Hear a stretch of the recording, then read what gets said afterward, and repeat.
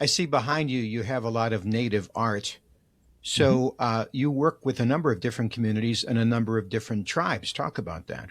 Sure. I just working with these tribes it's just as a natural for me. I just absolutely love it. We took a store over in Pine Ridge. We took the lease. There was a operator there for 51 years.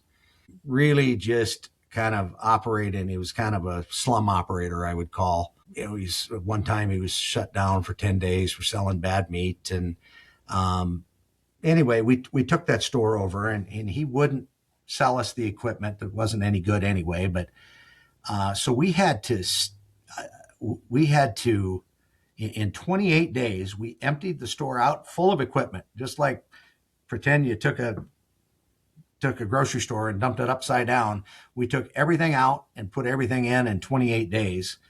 And I stayed out in Pine Ridge for 40 days and 40 nights during that opening.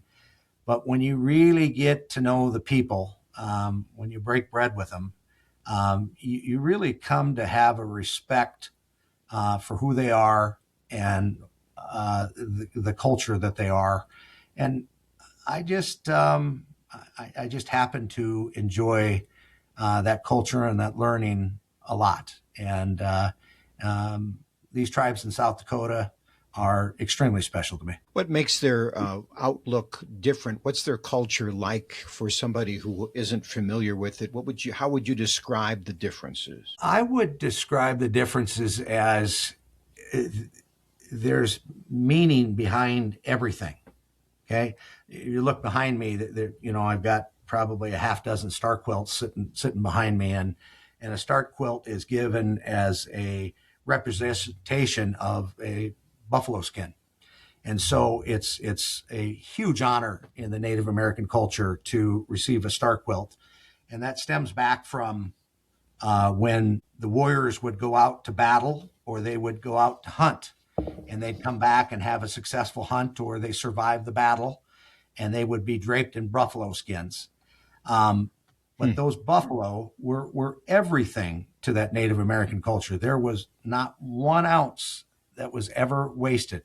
Their their hooves were used for tools. Their horns were used for cups, and not 1 ounce. I just think that things like that are super interesting, super cool. That buffalo, they looked at it that gave its life so that many others could flourish, and I just think that's really really special. I've thought about that.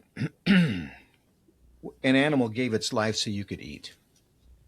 And I admire the respect of those who hunt the animal and recognize that.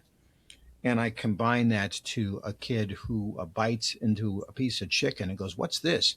Well, it's a bone. Well, he's never had a chicken with a bone in it. And he doesn't know that it was an animal. And he kind of prefers the chicken that's in the shape of dinosaurs.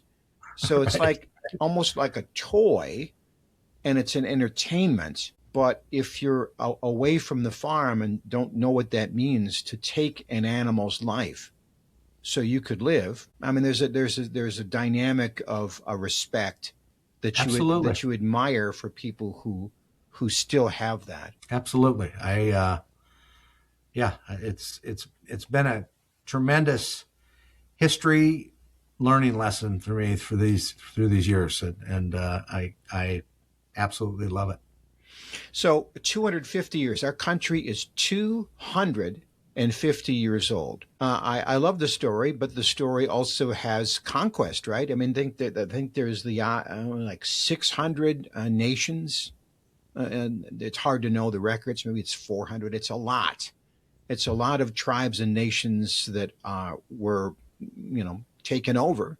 And when you look at that, because of where you live, what do you think about that? I think it's just super interesting. I mean, I don't know how else to describe it. It's just really interesting. I mean, there are parts of that um, Native American history that are obviously very sad, and there's still things that are very sad today. And there are a lot of things that aren't right. And but it is an absolutely interesting lesson in survival. And if that's definitely one word that I would use when I take a look at these Native Americans today.